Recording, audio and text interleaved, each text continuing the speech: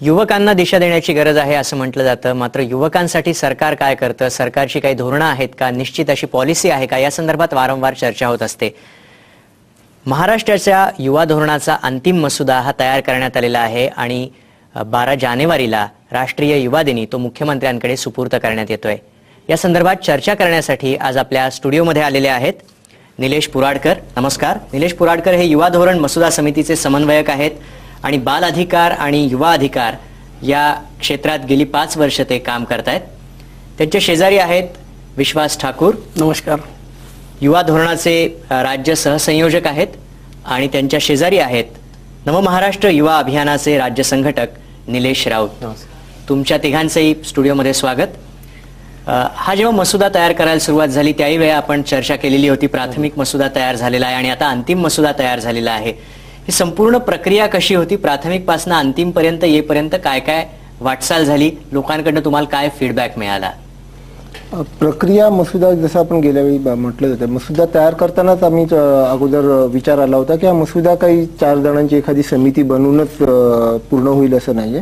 त्यासाठी महाराष्ट्रभर जावं लागेल, युवांच्या प्रश्नांवर काम करणारे जे कोणते गट आहेत गटांशी चर्चा करावी लागेल, महाराष्ट्रभर फिरून युवांशी संवाद साधावा लागेल, त्यांच्या अपेक्षा काय त्या जाणून घ्याव्या लागतील आणि बरंचसं काम जसं अगोदर ठरवलं होतं त्यानुसार झालेलं आहे। अगदी पहिला मसुदा तयार करण्यापूर्वी देखील 19 कार्यशाळांमधून जवळपास 3000 युवांपर्यंत पोहोचून त्यांना काय हवं ते विचारण्यात आलं, त्यांच्या अपेक्षा काय आहेत, त्यांच्यासमोर अडचणी काय आहेत या सर्वांची माहिती घेण्यात आली। त्यानंतर एक पहिला अगदी कच्चा आराखडा ज्याला आपण म्हणतो तसा एक कच्चा पहिला मसुदा तयार झाला आणि तो मसुदा घेऊन पुन्हा महाराष्ट्रभर एक पूर्ण टीम नवमहाराष्ट्र युवा अभियानची महाराष्ट्रभर फिरली आणि त्यांनी पुन्हा 19 कार्यशाळा, त्यानंतर विविध चर्चासत्र, त्यानंतर कन्सल्टेशन्स, कोणाला मान्यवरांसोबत चर्चा, युवा गटांसोबत प्रतिनिधींसोबत चर्चा, अशा पद्धतीने अख्ख्या महाराष्ट्रभरामधून त्यावर प्रतिक्रिया आणि त्याचं पुन्हा मग त्यामधले काही घटक गाळणे वगळणे, त्यांना आणखीन पुन्हा चांगल्या पद्धतीने मांडणे,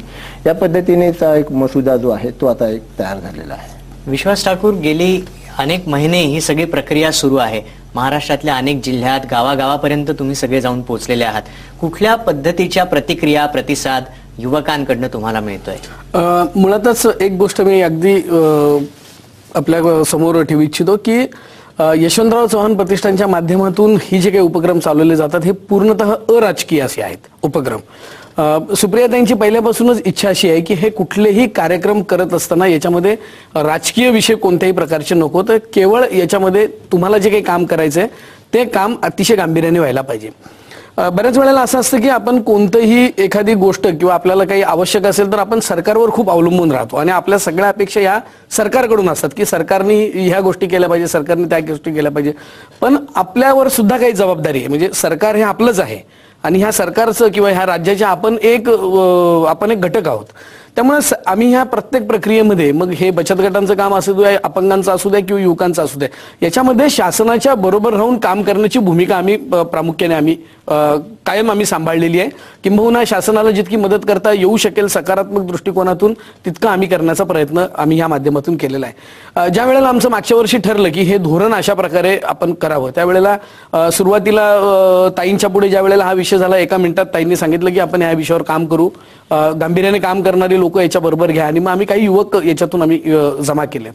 मला सांगायला अतिशय आनंद होतो की याच्यात आम्ही इतकी ट्रान्सपरन्सी ठेवली की संपूर्ण महाराष्ट्रामध्ये आम्ही वृत्तपत्राच्या माध्यमातून, विविध वाहिन्यांच्या माध्यमातून हा उपक्रम आम्ही विद्यार्थ्यांपर्यंत, युवकांपर्यंत नेण्याचा आम्ही प्रयत्न केला आणि त्यांना नेमकं ह्या धोरणाविषयी काय वाटतं हे आम्ही समजून घेण्याचा त्याच्यातून प्रयत्न केला। बऱ्याच गोष्टी आम्हाला त्यांच्यापासून शिकायला मिळाल्यात। म्हणजे आम्ही ठरवलं होतं एक गोष्ट करायची तर आम्हाला आणखीन 4 गोष्टी त्याच्यामध्ये ऍड झाल्या त्याच्यामध्ये आणि मला असं वाटतं की हा लोकशाहीतल्या प्रक्रियेतलाच एक भाग असल्या कारणामुळे ते अधिक चांगल्या पद्धतीने युवक धोरणासाठी हे उपयुक्त आम्हाला याच्यातून ठरलेलं आहे।